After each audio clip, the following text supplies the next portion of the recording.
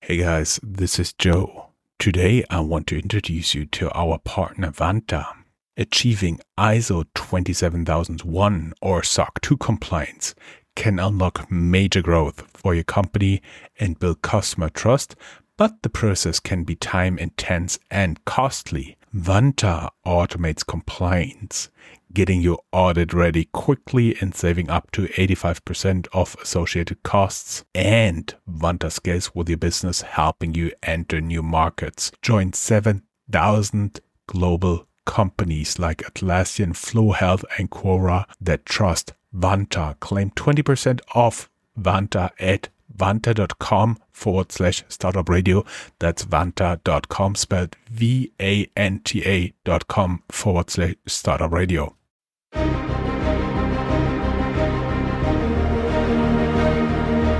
Welcome to Startuprad.io, your podcast and YouTube blog covering the German startup scene with news, interviews, and live events. Hello and welcome everybody. This is Joe from Startuprad.io, your startup podcast and YouTube blog from Germany, bringing you today, this month in German startups, April 2021. And Chris is, of course, with me again. Hey, how you doing, man? Hello, hi. I'm good. New York is coming back to life. It's a very different feeling from a year ago. I've heard you've been to the cinema already, to a birthday party. What else? Theater, indoor dining, and double vaxxed. It's the way to go. I got mine in a Rite Aid, so it's really between protein shakes and vitamin pills.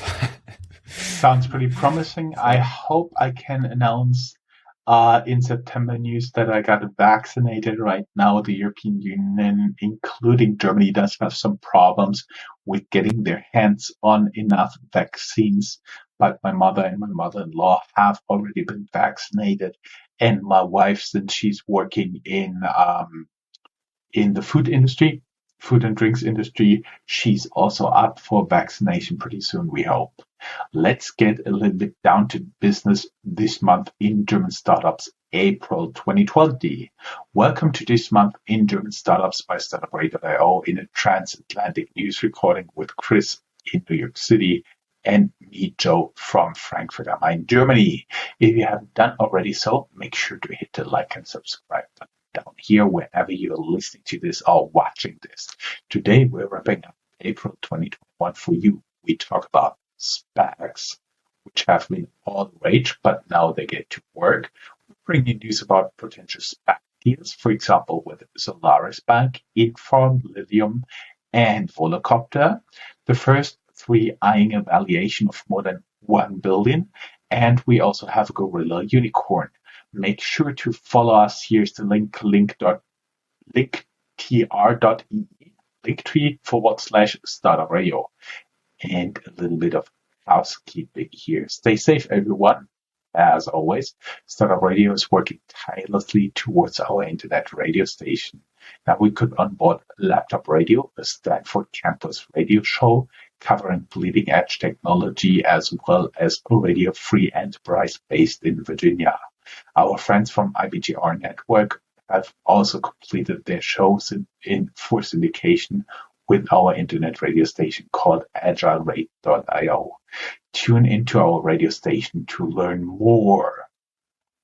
Chris, I'm sure you got some top news there, right? Yes, top news about one of the biggest trends we see right now in the venture capital world or in the startup world, SPACs or a SPAC in this case, related to the unicorn banking to a unicorn banking case from Berlin, because we see there that the banking as a service specialist Solaris Bank is looking for an investment bank to take her public via a SPAC deal. So just the briefest of explanations probably is to say, well, SPACs are like shell companies who which are set up by investors, and have the purpose of raising money to then invest that money in startups. Would you say that's an okay-ish explanation? Yes, that basically they do all the paperwork to get listed, and then they acquire non-listed companies. Actually, right now, as we're speaking, it appears that the SPAC trend is already like bottoming out. And yeah, well, they've been all the rage. Now it goes a little bit down, but you have to see that it's very hard for the SPACs already out there to really find enough quality startups to really acquire and to take public. That is the main issue. The idea itself is not bad, but you just have to find the right companies. And I do believe they're really working hard on this, but not everybody will be able to find them. No. Yeah, so we will see whether it's one of those cases where actually you see a hype and then the hype ebbs, and then you see something developing on a higher plateau than it was before. So we will see. Going back to Solaris Bank, they are looking for a valuation beyond 1 billion euros, so around 1.2 billion US dollars right now. They also raised a Series C round in June 2020 with a valuation of 360 million US dollars, so 300 million euros back then, compared to Commerzbank, which is Germany's number two in listed banks, and has a market cap of 7.8 billion US dollars as of April 27th, and 48,000 employees globally as of the end of 2020. And Solaris has 230 employees. So we see that there is a lot of movement, especially related to the company, but still it's also one of those cases where the old world and the new world are really having some interesting comparisons, dynamics, and key metrics if you look at it a bit closer. Another unicorn, another case of the SPACs, is related to farming, and it's also in Berlin. There is the Berlin-based vertical farming startup InFarm. They hired Goldman Sachs to get them listed in a SPAC deal, valuing the company at 1 billion US dollars. The startup so far raised 100 million US dollars from investors like Atomico and Skype founder Zenström. So we will see how their ambitious plans go from here. We have Volocopter, which we had on our show a couple of times already. Still nurturing the idea of air taxis. And they are also looking at fresh capital, also with a SPAC as an option, says the CEO. Some more information about this are in our show notes. Lilium, though, is already there. Also an aviation startup. They are going public through a SPAC deal with an ex-General Motors executive, tripling the valuation of the company to 3.3 billion US dollars. And we have news about you, and About You is a German fashion retailer whom you probably have never heard of, but who is actually pretty successful. They surpassed 1 billion euros in revenue in the financial year of 2020. They stopped a potential merger with Zalando and prepared for their own IPO. They are based in Hamburg.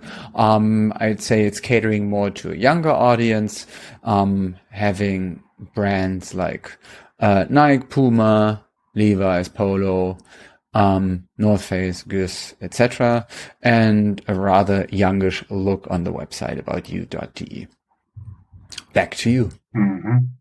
We may add that they're online only About You. Guys, I had enough of SPACs for now. Let's say, what would you say about a little bit more top news without SPACs? German Nest competitor Tato is looking for a Nasdaq IPO. We found Tato is a German competitor of Google's Nest. They raised more than 100 million US dollar VC money from investors like Siemens, Amazon, Total, and E.ON, a German energy company. Total is a French energy company, and now they're considering an IPO at Nasdaq. We will surely keep you up to date there. Unicorn Gorillas, the on-demand grocery delivery startup, raises 290 million US dollars and surpasses the 1 billion valuation. Our never-ending story, Wirecard. We promise to keep you up to date, and we stick to it every news. Keep in mind, there's still an investigative committee ongoing. This month, Chancellor Merkel had to appear in front of the investigative committee for Wirecard. We did not gain any new insights. She only admitted to lobbying for Wirecard during her China trip, but did not know about the company cooking their books at this time. We got a press release in our inbox. Finch Capital's No More Pay sweeps up Wirecard's APAC assets, meaning Asia Pacific. Chris, you want to take the bird's eye? Yep. What is your? I will move on from here. But what is your impression as of now of the political discussion of the Wirecard case? Do you think it will have implications also looking forward to the election, or is it just something where people think, well, companies are companies, politicians are politicians, it is what it is, and also it's really complicated, and yeah.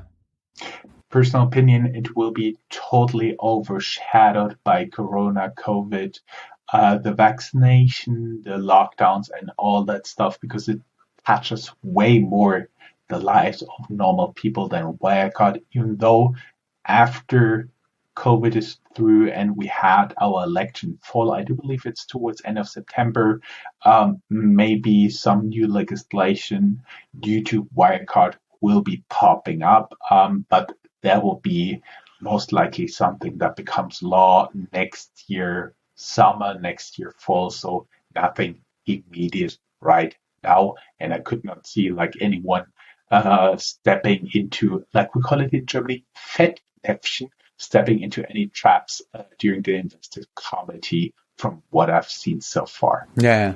Okay. Then moving on from the companies and taking a look at the bigger picture, as you said, like the ecosystem. So we already had news in our show that the largest fintechs are raising more money than the others. Now we have confirmation that this held true in 2020 for all German startups as well. So the top 100 tech startups in Germany raised in 2020 more money than the year before, despite COVID and all the discussions. Trends are still stable and strong. Another huge topic of the past couple of weeks, months, years is blockchain. And related to blockchain technology, the German Bundesbank confirms the first successful trades of German government bonds with large international banks on blockchain. So it seems as if the governmental administration players are moving into that market as well, with some probably hesitancy or caution, but it is happening nevertheless. And fintechs in Europe raised 4.4 billion euro, 5.2 billion US dollars, according to Black FinTech. A bit more about this is in the show notes. Moving on to the hubs in Germany, the places of action.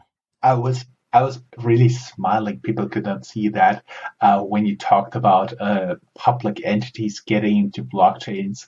I just thought, that's the point when your company valuation will not triple or increase 20-fold just by adding blockchain to the name. So I do believe this hype is over, and now we get down to business, which is actually the part I enjoy more. Enough said about that. Talking about hubs. As always, the order of the news and cities is only due to the time when we discovered the news. Frankfurt, the startup Wingcopter. Yes, we did an interview with them. Yes, you can find it down here in the show notes. And all Nippon Airways from Japan partnered to jointly develop drone delivery infrastructure. The idea behind it is that they have some small islands off the coast of Japan, and they can use it to deliver medications, parcels, and all that stuff, which is not very big because Wingcopter is not made for people, but for stuff like parcel and medical delivery. And they can basically have a continual service to those islands a little bit further out. Düsseldorf, very nice city, at the small river Düssel in the more northwest of Germany, I would say. Citigroup and the UK-based asset manager Chinabari invest 250 million euros, almost 300 million US dollars in Düsseldorf-based finance platform Aux Money. You heard about them in the past. This money is intended for credit that they can directly hand out from the platform. Munich-based fintech global savings group buys Berlin-based loyalty app Swoop, according to Munich startups. Plus, I have some pretty bad news. It looks like this year, no Oktoberfest as well. Just trivia I got in here. Austria. Graz in Austria opens new startup center for 12 million euros, suggestively named Unicorn. I like that one. And Switzerland. Zurich-based eKeeper acquires Rua to tackle $1 trillion opportunity in the frontline workforce productivity and collaboration space. Chris, I do believe you got some news on single companies. Yeah, so we had the top news, we had the ecosystem, and we had the hubs. So we are diving even further down and now look at some more company news. And that brings us back to the topic of SPACs, because the ticker symbol $RKTAU is the SPAC made by Berlin-based Rocket Internet. So they will be traded on NASDAQ. The IPO volume could reach up to 287 million US dollars, says one article. And we have the German-based SPAC Teotech A. They priced a $300 million IPO as well. So, we will see how much the SPACs will disappear in the upcoming months. Moving on to e-mobility. There was just one curious news story about this, just showing probably why e-mobility is not yet working in Europe, or at least claiming that e-mobility is not yet working in Europe. It was about a retired couple that wanted to drive with an ID.3, an all-electric car, from Freiburg in Germany to Montpellier in France. The normal trip time would be 7.5 hours. It took them 26 hours, though, due to problems with apps, with charging, with payments. And I think it's maybe one of the extreme examples, but with its emphasis on a specific problem, it just shows how media still frames reporting about the future of mobility. And you are giving us some fintech news. Some more fintech news. Thanks, Chris. Berlin-based payment terminal provider SumUp raises 750 million euros venture debt from investors like Bain Capital and Goldman Sachs for further expansion. The IPO is at least 3 years down the road, and the speculous out of the question. Allianz X, the VC arm of German insurance giant Allianz, formerly the company builder, is rumored to have invested $100 million US in the $600 million investment round with Stripe.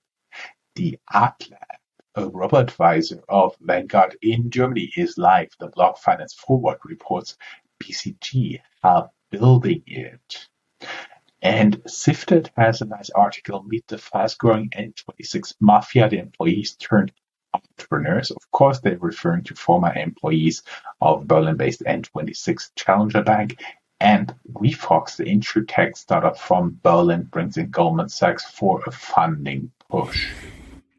Chris, some more companies, some of it in the spirit of being a true wrap-up, a bit older. For example, in mid-March, we already learned that the founders of the Berlin-based Colibri Game Studio are leaving the company after they had already sold it to Ubisoft from France in 2020. They claim that they want to move on, or they plan to move on also to be in more investors themselves.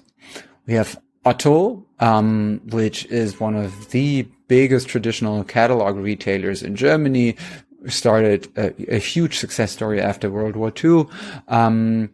And the number 2 in German e-commerce, among Amazon and Zalando and all the other digital-only competition. Otto increased revenue in 2020 by 30%, mostly driven by online shopping. And it seems to be one of those stories where a legacy company is really doing well and doing something right, how to figure out the internet. Mario Götze of soccer fame, worldwide soccer fame, invests in Berlin-based Plus Dental, a company producing dental splints, which wants to become a unicorn. And last but not least, by the billionaire twin investors behind bio and tech success have set their sight on a new startup, the Münchner Leukämie Labor, the Leukemia Lab, a startup focusing on treating leukemia. You can also learn more about the twin investors in our blog post, because I think you spoke to them, Jörn, right? Unfortunately, they never talked to me, but I did a very deep dive into those guys, the brothers Strüngmann.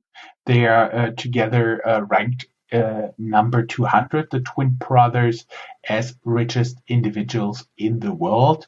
They have multi-billion asset, and as a German, you may know Hexal, the company that produces pharmacy medicine that run out of patent protection and can be reproduced pretty cheap. They sold this in a multi-billion-dollar deal already years and years ago. And then they started investing the money, for example, in companies you know from our startup news. For example, they made bio and tech possible. At the time on the IPO of bio and tech, they have been the biggest share owner, owning more than 50% of the company. As well, they have been early investors in companies like CureVac and many, many other interesting biotech startups in Germany. That's why we shed some light on them, even though there's not a lot of information available about them at all. And so that is a place where we thought, that would be worth a blog post, even though it took us quite some time to get it together. And last but not least, we have 2 more news. All other news, ECB, the new digital euro, will be anonymous, says the ECB. And of course, as always, they had on the curve the A16 set marketplace 100 2021 entries in Horowitz and Zoom launches of 100 million Zoom apps investment fund. And of course, as always, go down here in the show notes. There's a link to our blog post where you find all the links, all the news we're referring to, and you can read more. Even though you don't speak German, you can still use the translation of your web browser, and you somehow can figure out what they're talking about. Right, Chris? Yes, sir. Pleasure is always talking to you. And Same. We are once again below 25 minutes. Thank you. You're awesome, man. Bye-bye, Sam. See you. Bye-bye. If you are a professional looking at the European startup scene, Germany is a place you cannot miss. Fortunately for you, there is Startuprad.io, the authority on German startups. This English-only podcast brings you fresh interviews each week. Most likely, you have never heard or read anything on these startups before in English, but you will in the future. Be ahead of the curve and subscribe to Startuprad.io podcast, or check for the Startuprad.io internet radio station. Check your Alexa for the Startuprad.io skill as well.